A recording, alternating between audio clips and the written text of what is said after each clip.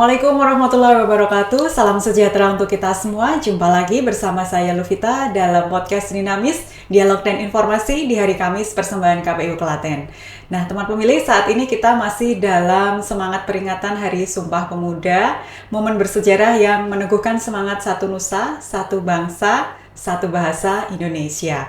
Tapi kali ini kita mau ngobrol dari sisi yang lebih personal tentang anak muda yang bukan hanya semangat ketika memilih, tetapi juga dipilih oleh rakyatnya untuk memimpin. Nah, langsung saja kita sambut Mas Sabik Muhammad. Assalamualaikum, Mas. Halo, waalaikumsalam. Apa kabar? Alhamdulillah, sehat Ya, baik, walafiat. alhamdulillah. Boleh disapa dulu teman pemilih kita menyebutnya. Halo, selamat pagi teman-teman pemilih. Saya Sabik Muhammad, Kepala Desa Perawatan. Ya, nah ini menarik ya. Ternyata anak muda yang tidak hanya semangat memilih. Mungkin kalau saat ini anak muda lebih banyak sebagai pemilih ya, ketika pilkada maupun pemilihan presiden ya. Tapi Mas Sabik ini kemarin dipilih ya untuk menjadi kepala desa termuda loh, bahkan di Klaten nih ya teman pemilih, dari desa Perawatan ya, dari desa Perawatan Kecamatan Jogonalan. Nah, Mas Sabik, saya yakin banyak teman pemilih ini yang penasaran nih ya, usia masih muda ya, 27 sekarang. Oh, sekarang 27, baik. 27 tahun, tapi sudah dipercaya menjadi kepala desa di Desa Perawatan Kecamatan Jogonalan. Nah, itu kan tentunya luar biasa sekali ya.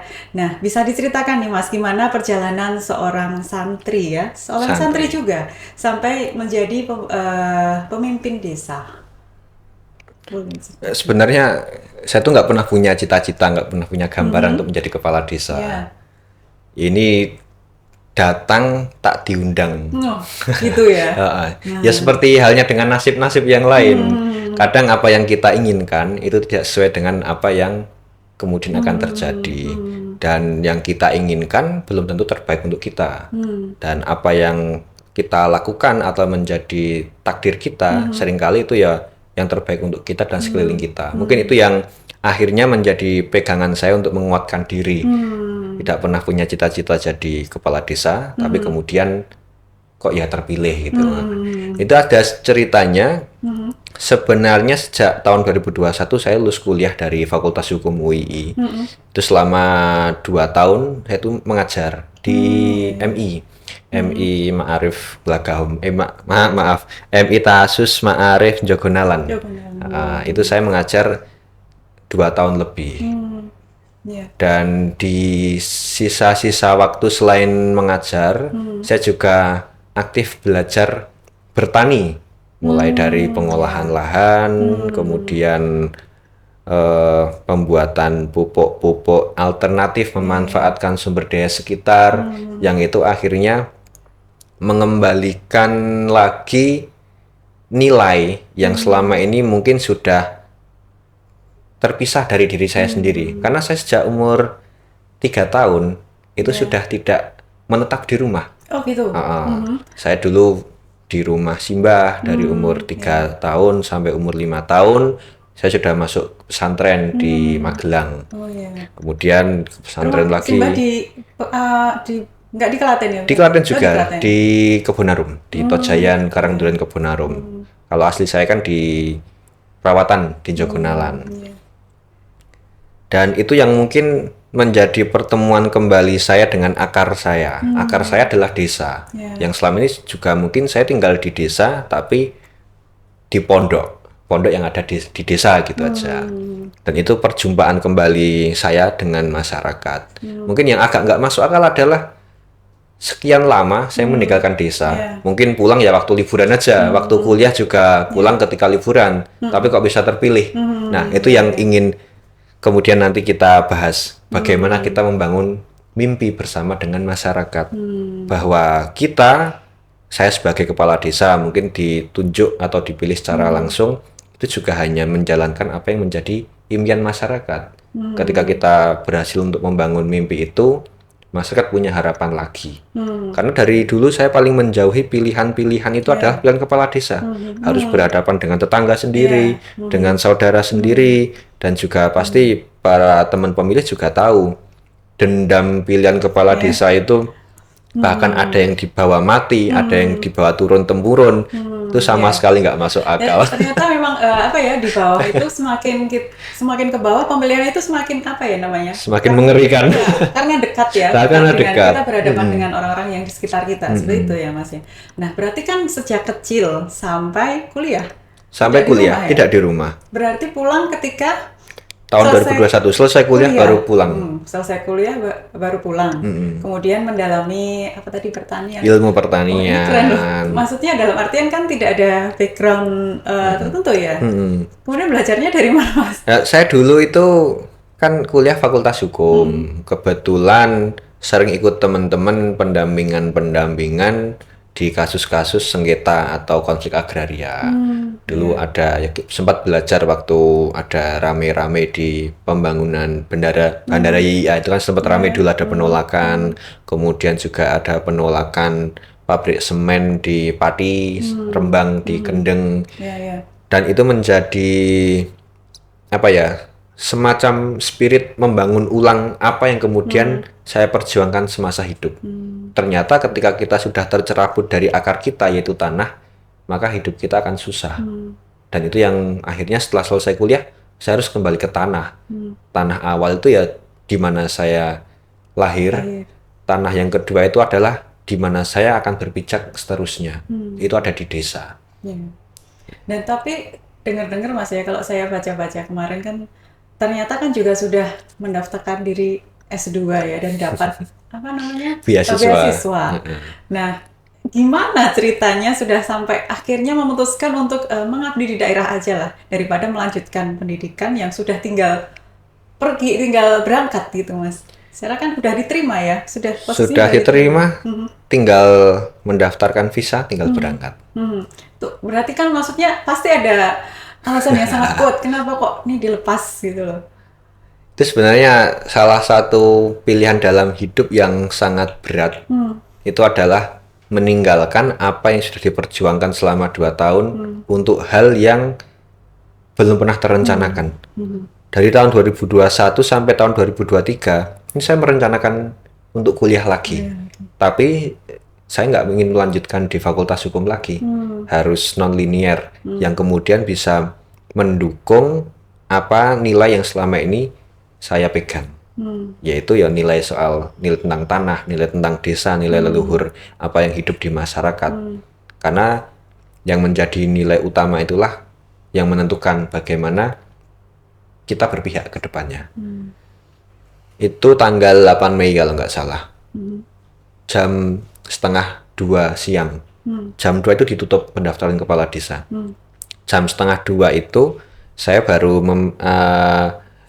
nek bahasane wong Jawa nyibini simbah. Simbah itu kan posisi sudah kanker stadium 4. Itu beberapa minggu sebelum simbah meninggal.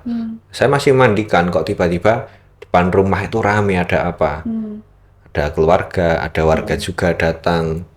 Saya cuma diminta bawa KTP KK ke balai desa. Nggak pernah tahu apa itu. Saya baru tahu, saya juga mikir sebenarnya apa salah saya sama masyarakat. Kayak di demo gitu kan. Akhirnya saya datang ke balai desa bawa KTP KK. Baru tahu kop pendaftaran bakal calon kepala desa. Yang itu juga mungkin awalnya juga orang tua itu tidak merestui. Karena orang tua tahu betul saya kesana kemari minta rekomendasi penelitian tentang pertanian yang bahkan saya tidak punya basic ilmunya di pendidikan itu orang tua nggak rela apa yang saya perjuangkan kemudian saya lepas demi hal yang belum pasti. Tapi akhirnya saya bertekad ketika kami berkumpul pada saat dengan beberapa masyarakat dengan keluarga juga, oke, saya mau untuk mencalonkan diri menjadi kepala desa, entah itu menang atau tidak itu urusan belakang. Tapi ketika prinsip saya bisa diterima panjenengan semua, saya juga bisa menerima apa harapan itu. Prinsip saya sederhana, saya nggak mau pakai uang. Dan kalaupun punya uang, saya juga nggak mau pakai itu hanya untuk memenangkan jabatan. Bisa diterima apa enggak? Dan akhirnya semua sepakat, kita kampanye utamanya adalah tolak money politik di desa. Dan pasti juga para teman pemilih tahu di desa itu kan uang itu beredarnya seperti apa, apalagi tahun politik, terutama pilihan kepala desa. Ada yang demi gengsi, satu kepala itu dihitung 100.000 sampai ada yang 500.000, bahkan ada yang sampai jutaan, itu juga Bersaing gitu terjadi ya. bersaing seperti itu. Tapi saya nggak mau masuk arena itu. Itu menurut saya arena pembodohan. Karena mimpi harapan itu dibeli dengan uang.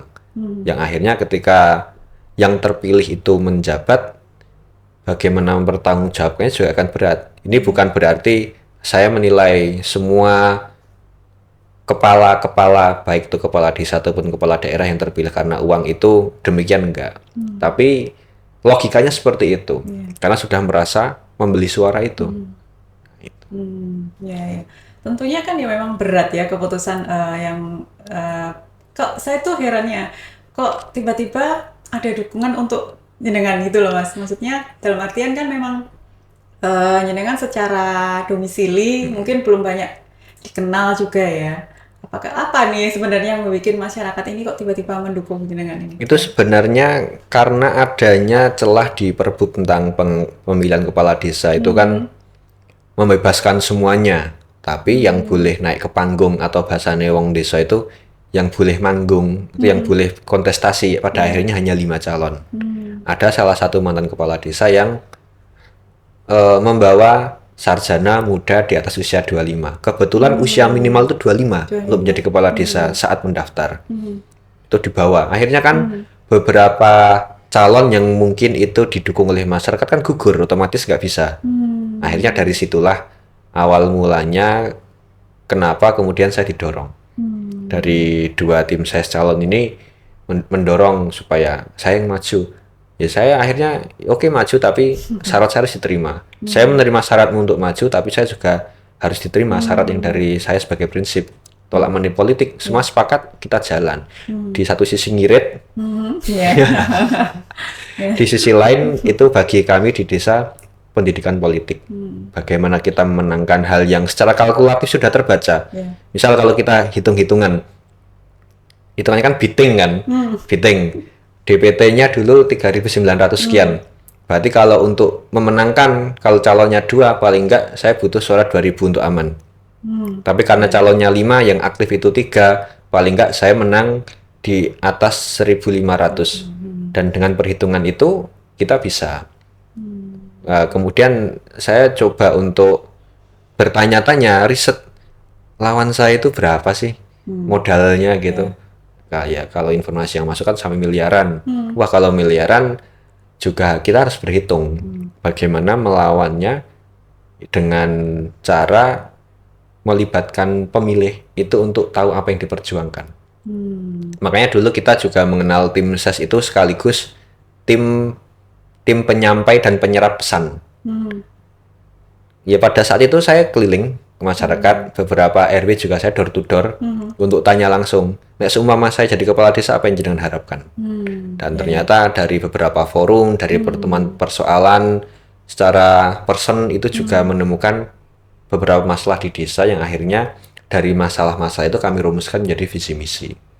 Visi misi itu perjalanan saya selama 1 bulan bertemu dengan masyarakat.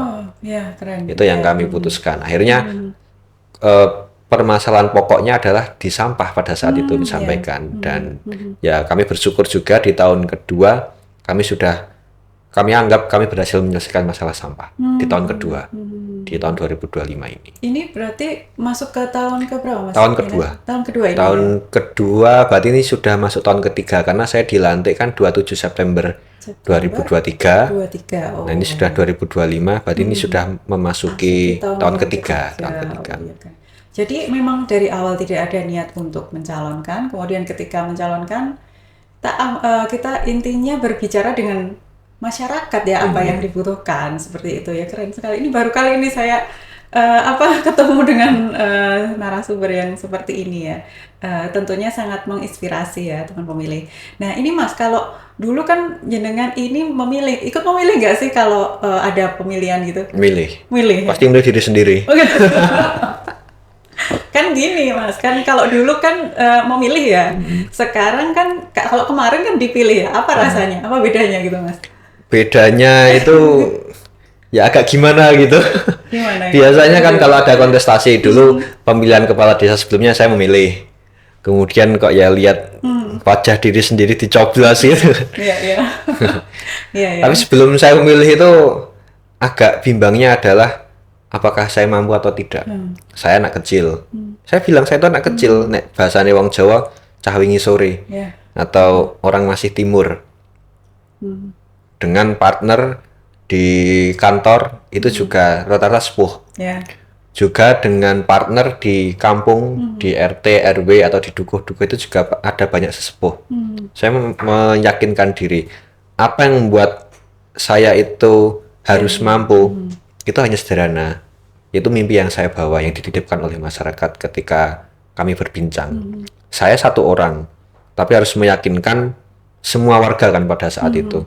Saya nggak mampu untuk bertemu dengan semuanya.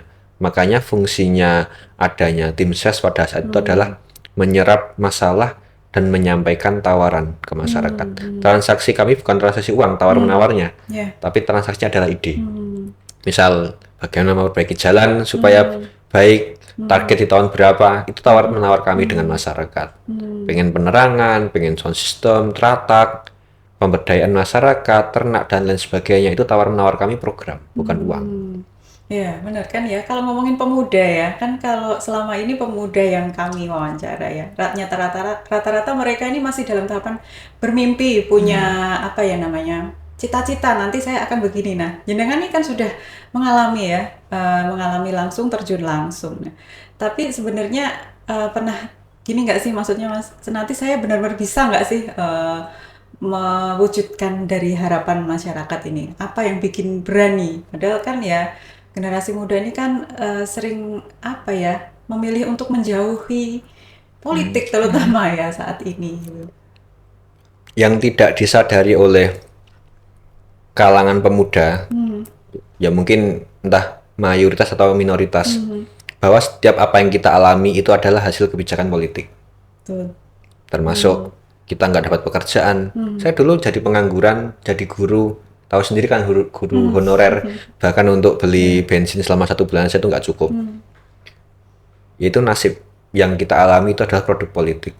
Kalau nggak mau terlibat dalam dunia politik, kita akhirnya hanya menerima nasib.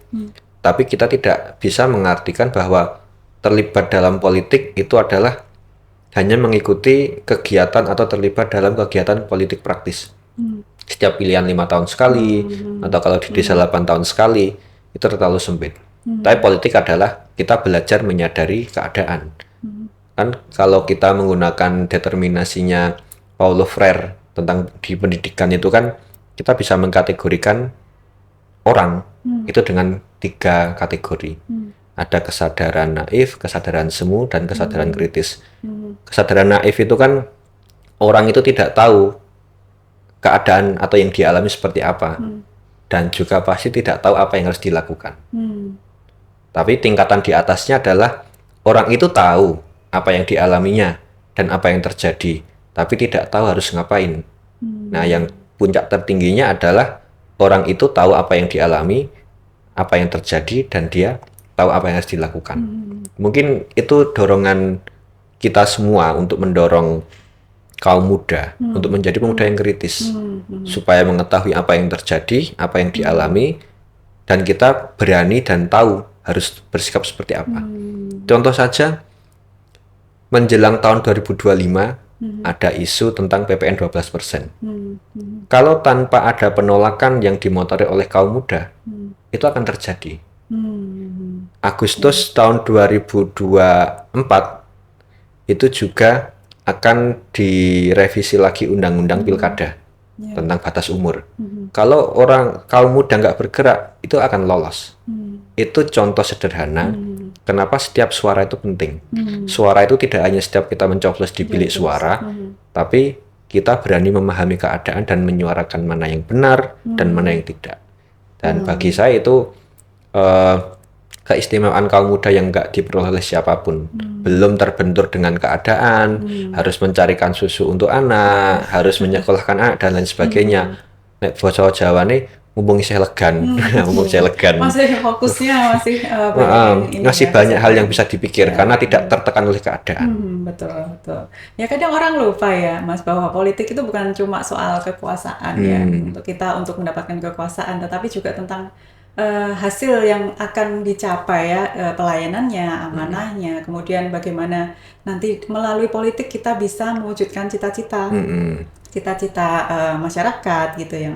Dan ini Mas Taufik sudah membuktikan bahwa anak muda pun bisa memimpin tanpa harus mengorbankan idealisme ya Mas. Ya, bisa.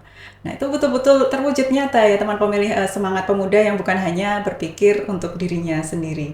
Nah, Mas dengar-dengar kemarin kan juga sekolahnya di pondok ya. Ya. Nah, di pondok. Nah, kalau boleh tahu nih Mas, pengalaman di pesantren ini apakah juga berpengaruh banyak pengaruhnya nggak sih dengan dalam cara memimpin? Cara memimpin misalnya dalam menghadapi masyarakat yang tentunya kan kalau di desa masyarakat majemuk ya dengan berbagai karakter gitu, Mas. Sebenarnya masyarakat tidak perlu dihadapi sih. Gimana ya bahasanya ya? Dalam artian itu gimana ya? Ya, kita hidup bersama aja. Bagaimana kita hidup bersama dengan masyarakat. Karena ketika kita memposisikan sebagai satu sosok berhadapan dengan yang lain, seolah-olah itu sebagai ancaman. Mereka ancaman bagi kita, dan kita juga ancaman bagi mereka. Mungkin itu bahasa yang seringkali kita gunakan. Dan itu juga berpengaruh kepada cara pandang kita. Nah, di pesantren, itu salah satu nilai yang saya pegang sampai saat ini adalah di pesantren, saya nggak bisa bergantung dengan siapapun. Kalau saya nggak mencuci, pakaian saya nggak bersih. Kalau saya nggak beranjak untuk mengambil makanan, saya nggak akan kenyang. Kalau saya nggak belajar sendiri, saya nggak akan tahu apa materi atau pelajaran untuk besok. Ya. Saya nggak bisa menggantungkan nasib di pesantren itu dengan orang lain.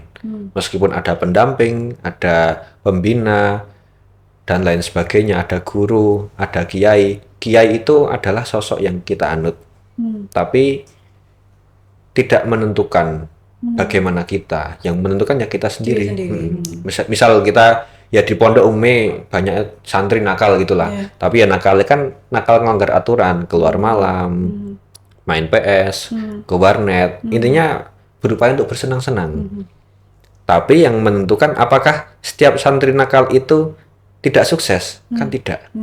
Tapi kenakalan itu juga sebagai pelajaran. Oh, kita melanggar aturan, konsekuensinya apa? Kita menerima sanksi. Tapi kalau kita sudah melanggar aturan, tidak mau menerima sanksi, nah itu hal yang tidak baik. Jadi ya dalam kehidupan di pesantren yang kemudian saya selesai tinggal di pesantren, saya tetap masih santri. Tapi pelajaran yang penting adalah setiap langkah yang kita ambil ada konsekuensinya. Itu aja. Berarti kalau kita salah, ya konsekuensinya akan buruk. Kalau kita benar, juga konsekuensinya akan baik. Sederhana itu. Dan itu bisa menjadi apa ya namanya? Pijakan kita dimanapun kita berada ya Mas. Misalnya Mas sebagai kepala desa tentunya kan menjadi pijakan yang sangat kuat ya dengan pandangan seperti itu ya. Di mana-mana kita berbuat itu nanti harus ada pertanggungjawabannya kepada yang di atas seperti itu ya Mas ya.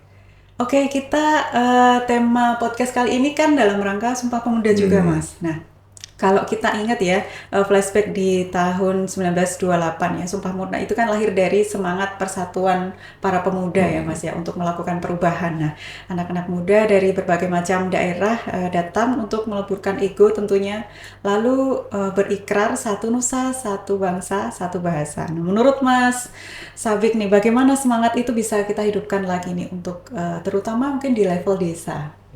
Semangat itu sebenarnya terus hidup.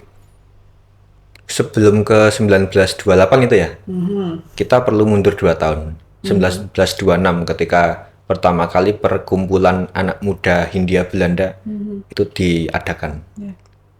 Ada beberapa tokoh muda. Dan sebelum adanya pertemuan pemuda itu kan ada peristiwa pemberontakan ya, 1926 itu ya. Kita di sana mengenal ada anak 19 tahun menjadi ketua partai. Kemudian juga beberapa anak-anak muda memiliki kiprah atas jalan yang dikehendaki sesuai dengan idealismenya sendiri di bawah tekanan penjajah pada saat itu sudah masuk ke era imperialisme. 1926 ya. Kemudian 2 tahun kemudian, 1926 itu belum menghasilkan apapun. 1928 akhirnya tercetuslah 3 alasan mengapa harus bersatu. Muncullah kata Indonesia pada saat itu secara resmi dideklarasikan. Tapi yang menarik adalah bukan semangat heroismenya, tapi yang menarik kata Indonesia, baik itu tanah air, bangsa, dan bahasa, itu adalah digunakan sebagai pembeda. Pembeda dari yang dikatakan sebagai penjajah. Anak muda yang menginisiasi itu. Dan kalau kita bayangkan di tahun 2025, apakah ada pemuda yang bisa membayangkan hal yang belum tentu terjadi? 1928 tidak ada jaminan Indonesia akan merdeka. Masih harus menunggu berapa tahun itu? 1945, 17-an tahun ya? Ya, sekitar berarti 20, ya sekitar 17-an tahun. Berapa? 40, kok 14? Berapa? 17. 26 ke 45 28 ke 45, 17. Sekitar 17-an tahun ini, para pemuda itu menunggu apa yang harus dilakukan. Tapi setidaknya mimpi kemerdekaan 1945 itu tidak diberikan oleh Jepang, tidak diberikan oleh sekutu juga, tapi itu adalah hasil perjuangan panjang dimulai tahun dari 1926. Kalau pada saat itu Soekarno dan Hatta tidak diculik anak muda, mungkin kita juga belum jadi merdeka karena kehilangan momen. Nah, pemuda itu selalu memikirkan kesempatan, atau kita menemukan momen yang barangkali tidak kita miliki 2 kali. Nah, itulah semangat yang kita hidupkan. Sekecil apapun kesempatan kita untuk membawa kebaikan kepada sesama, itu yang kita manfaatkan. Misal di desa, kehidupan kita, cara kita hidup berbangsa kan saat ini mendorong kita untuk menjadi warga yang individualis. Memikirkan nasib kita sendiri, pekerjaan kita sendiri. Alasannya masuk akal. Nasib kita aja belum tentu jelas, apalagi harus mikir ke orang lain. Nah, semangat individual itulah yang kemudian perlu kita gerus di masyarakat. Bagaimana ya di masyarakat itu kita saling membutuhkan. Ada bahasannya apa ya, nek ora serawung apa gitu. Sekarang sudah mulai kejam-kejam untuk menghadapi tetangga yang egois, individualis. Tapi kalau itu dilaksanakan secara berlebihan juga akan berdampak buruk. Seolah-olah kita harus mengorbankan terus kepentingan pribadi kita untuk kepentingan sosial. Padahal yang dimaknai sebagai kepentingan sosial itu juga tidak serta-merta membawa manfaat secara sosial. Apalagi kita contoh di beberapa bulan yang lalu, bulan Agustus, iuran warga itu kan banyak sekali. Untuk tirakatan, untuk lomba-lomba, dan lain sebagainya. Padahal dengan rata-rata pendapatan warga desa itu berapa? Ketika semua harus dipaksakan untuk iuran, itu akan menjadi tidak adil. Makanya konsep keadilan di masyarakat itu perlu partisipasi untuk menerjemahkan bersama.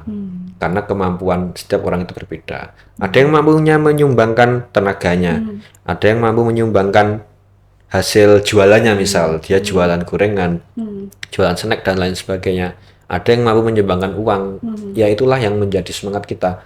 Pada saat itu 1928 tidak hanya orang Jawa di sana, ada etnis Tionghoa juga, ada etnis Arab juga, ada berbagai perwakilan dari berbagai daerah, dan tidak lupa ada peran perempuan juga di situ. Ternyata tidak serta-merta keberhasilan itu diraih hanya oleh satu kelompok.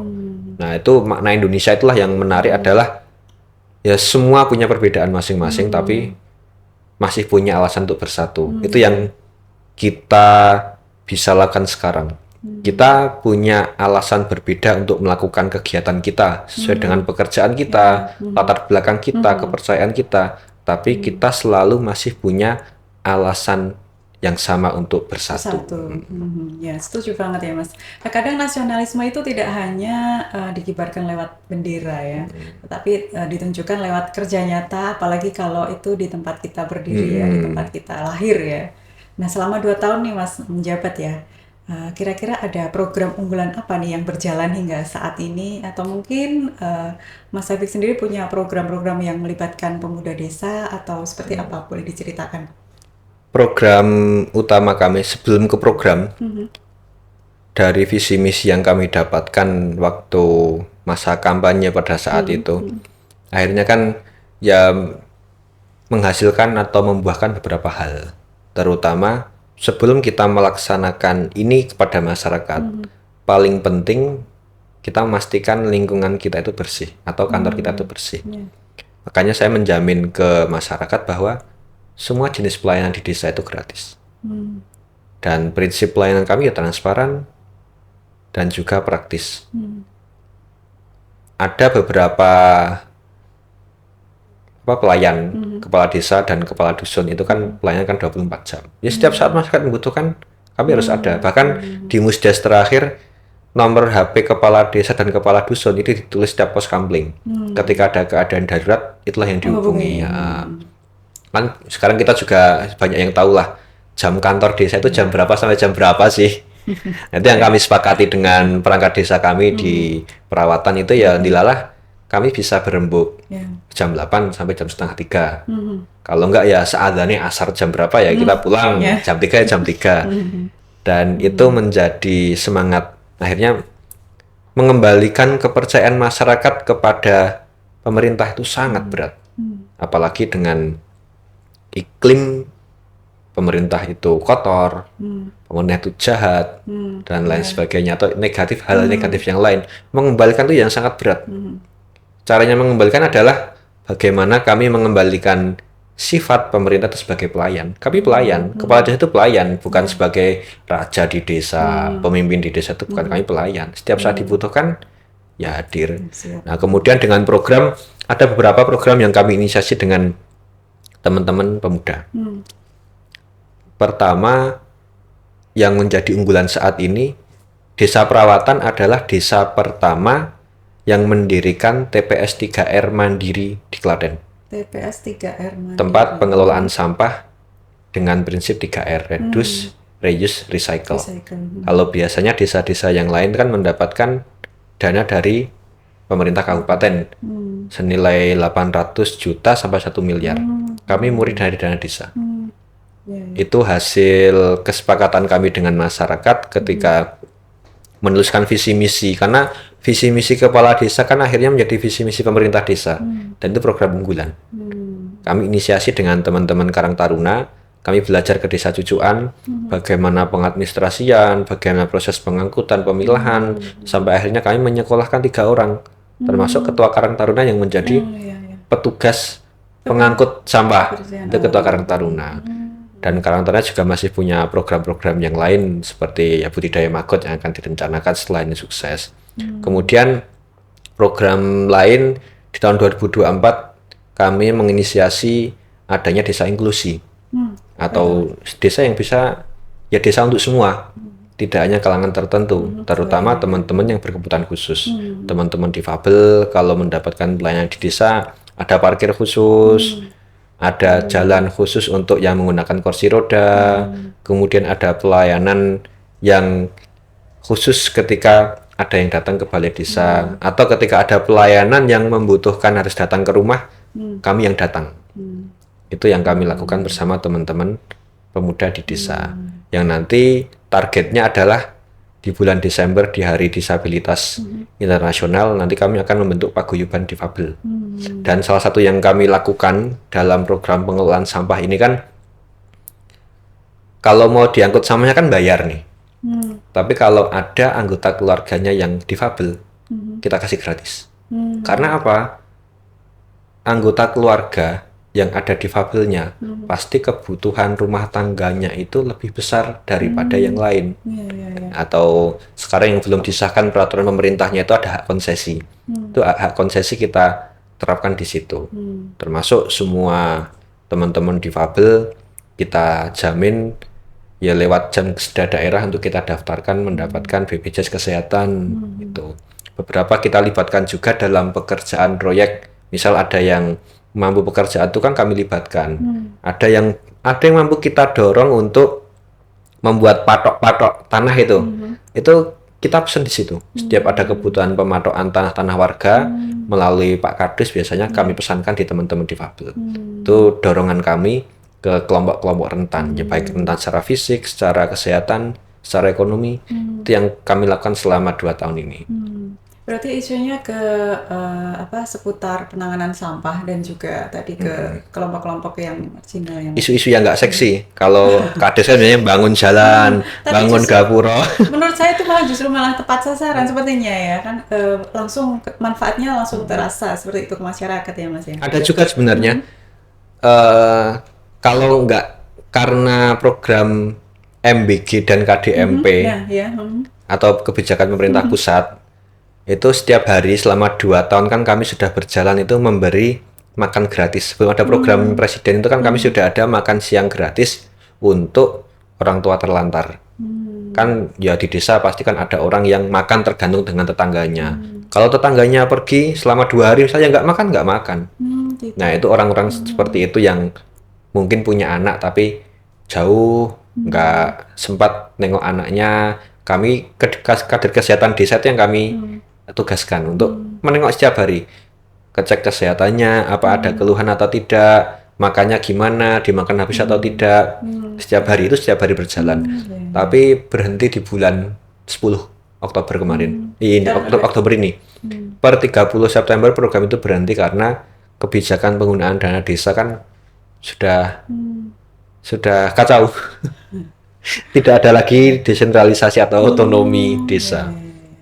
Tapi kalau di samping semuanya Mas, ada nggak sih yang khusus di hasil bisa menjadi potensi di desa tersebut?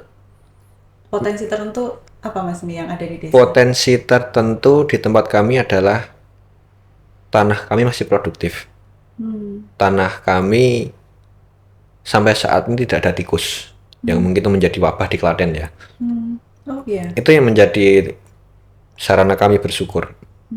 Di bulan Juni kemarin kami ada Merti Desa. Itu yang diselenggarakan oleh Karang Taruna juga. Kami beri nama Bumi Sangkara. Bumi Sangkara itu artinya kan bumi yang makmur. Dan akhirnya dengan para sesepuh kami diskusi dengan para sesepuh, dengan para pelaku kesenian dan kebudayaan, memutuskan bahwa setiap bulan Suro kami peringati sebagai hari jadi desa. Setiap bulan Suro masyarakat akan berkumpul untuk tasakuran Merti Desa, kita bawa gunungan, tapi bukannya sebatas seremoni, tapi ada tema yang kami angkat. Kalau temanya kemarin adalah ngrekso bumi urip nguripi. Potensi utama kami ternyata adalah apa yang kami injak setiap hari. Tanah kami yang sehat, air kami yang bagus. Itu yang mungkin tidak bisa kita ukur secara nominal ya. Biasanya kan potensi diukur dengan adanya PAD yang banyak. Itu belum bisa kami ukur seperti itu. Ya meskipun kami juga punya lapangan bola Ngendo, itu ada taman juga yang baru diserahkan dari kabupaten ke kami. Ada sekolahan-sekolahan banyak. Tapi tidak menutup kemungkinan kita akan menuju ke desa wisata. Tidak menutup kemungkinan. Masih kami bahas. BUMDes juga baru kami revitalisasi tahun ini. Dengan adanya dana segar perintah pusat itu kan, 20% dari dana desa kan harus untuk penyertaan modal BUMDes. Ya, menarik sekali loh. Dan ternyata semangat muda ini yang cukup nyata bisa kita saksikan saat ini ya, bukan cuma ngomong tapi juga bergerak ya Mas ya. Nah, saya rasa ini contoh juga konkret dari pemuda membangun bangsa ya, mulai dari membangun desanya sendiri tentunya. Nah, ini terakhir nih Mas sebelum kita tutup nih ya. Strategi yang tepat untuk mengenalkan nih ya kan, mengenalkan politik, mengenalkan demokrasi melalui pendidikan pemilih ini kira-kira seperti apa ya Mas di masa sekarang nih? Perlu kita sadari dulu bahwa di antara pilihan yang lain, demokrasi adalah yang terbaik saat ini. Kita meninggalkan sistem kerajaan, kita meninggalkan sistem yang dulu-dulu lah, feudalisme dan lain sebagainya, meskipun watak itu masih. Tapi demokrasi itu adalah yang sampai saat ini paling masuk akal. Karena kita semua bisa dianggap sama. Saya nggak perlu menunduk untuk bicara dengan Anda yang jabatannya lebih tinggi, misal seperti itu. Tapi demokrasi perlu dijaga. Kita pernah punya banyak catatan kelam. ketika nama demokrasi itu digunakan untuk praktek-praktek kekuasaan yang tidak baik. Kita mengenal beberapa tahun di Orde Lama, 32 tahun di Orde Baru, mungkin juga beberapa tahun di era reformasi. Demokrasi digunakan sebagai alat. Bagaimana kita menjamin demokrasi itu berjalan dengan baik dan sehat? Ya kita pelajari apa itu demokrasi dan kita rebut demokrasi ala warga. Demokrasi ala pemerintah itu, saya sebagai pejabat misalnya, pejabat di desa, saya bisa menerjemahkan saya sendiri atas nama demokrasi. Karena warga tidak mau menerjemahkan demokrasi versi warga itu seperti apa. Yang bisa kita lakukan untuk teman-teman pemilih, ayo kita rebut demokrasi ala warga. Ala warga itu seperti apa? Yang menjamin kehidupan kita sebagai warga. Hak dasar kita terpenuhi, yang tidak hanya dijanjikan 19 juta lapangan pekerjaan, tapi juga lapangan pekerjaan itu benar-benar dibuka, betul-betul ada. Dan juga tidak mudah disetir oleh kepentingan sesaat. Misal ditawari untuk menjadi tim ses pada pilihan tertentu. Itu pengalaman politik yang baik, tapi itu bukan pendidikan politik yang baik. Untuk menjadi tim ses dan lain sebagainya. Kecuali ketika teman-teman muda itu terlibat dalam dunia politik praktis untuk memperjuangkan nilai. Misal ya contoh aja lah, sekarang partai mana sih yang punya ideologi selain ideologinya adalah kepentingan atau uang? Kalau dulu kita masih oke lah ya, di awal-awal kemerdekaan partai itu memperjuangkan ideologinya. Partai kiri, partai tengah, partai kanan, itu semua punya ideologi. Tapi sekarang nggak ada. Dan itu ya teman-teman silahkan berjuang di partai, tapi setidaknya ada nilai yang diperjuangkan. Ya kan Hari Sumpah Pemuda ini kan juga jadi momen refleksi ya Mas ya. Banyak anak muda sekarang yang sebenarnya tuh pintar, kreatif, dan juga tapi terkadang di sisi lain juga merasa seperti tidak didengar seperti itu Mas. Boleh kasih pesannya untuk mereka nih Mas, terakhir Mas. Ruang itu selalu diciptakan, tidak diberikan. Ketika suara kita tidak didengar, kitalah yang membuat panggung itu supaya suara kita didengar. Karena ibaratnya mic itu kan diberikan. Tapi kalau tidak dinyalakan, sama saja nggak ada suaranya. Nah, bagaimana kita menyeting apa yang kita ucapkan, memastikan suara kita didengar, suara kita ada kemudian didengar, dan suara kita itu juga menjadi sumber dari keputusan yang berdampak kepada kehidupan kita, perlu kita suarakan setiap hari. Misal saya gantian tanya satu hal ke jenengan, pernah kan dengar istilah ya kamu kalau ngasih kritik ya apa solusinya? Pernah dengar seperti itu? Gimana pendapat? Terkadang kita tuh kan ketika kita bertanya, kita kan juga bingung mau seperti apa, dibawa bagaimana solusinya. Itulah kenapa kita bertanya. Tetapi kadang kalau dikembalikan, nah kita kembali berpikir gitu. Kadang ya ada positif, ada negatifnya. Positifnya kita kembali berpikir, kembali mengkaji ulang seperti itu. Mungkin menghasilkan ide-ide baru yang mungkin out of the box seperti itu.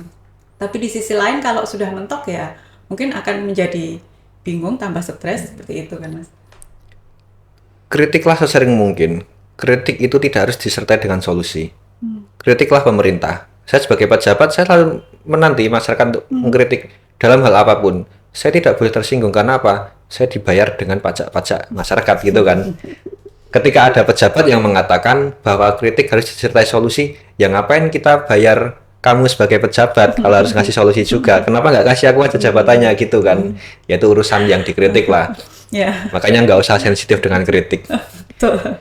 Pasti baik kok, pasti baik. Siapa tahu, ya betul. Karena dari situ kita akan bertumbuh. Nah, iya, benar. Itu. Tinggal bagaimana menyikapinya ya. Baik Mas, Masya Allah sekali pesan yang sangat dalam. Kita berbicara dari awal sampai akhir ini banyak sekali mungkin insight yang bisa didapatkan oleh teman pemilih ya. Dan tentu saja saya rasa itu juga sejalan dengan semangat KPU ya, bahwa demokrasi akan kuat kalau pemudanya juga mau terlibat ya, bukan hanya pasif, bukan apatis juga ya.